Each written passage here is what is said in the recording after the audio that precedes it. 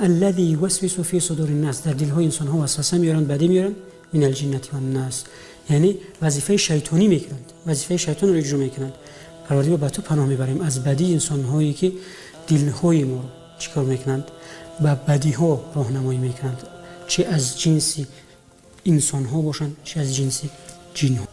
موضوع بلاگری این یک رسالت است، این یک امانت است از جانب خداوند جل و علا، این یک منبر است و چنانی که ما میدانیم صدقه جاریه است.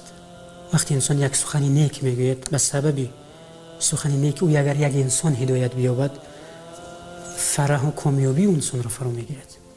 بعد از مرگش هم در کامیابی او کامیابی این هست درجات و نیکی ها نوشته میشود.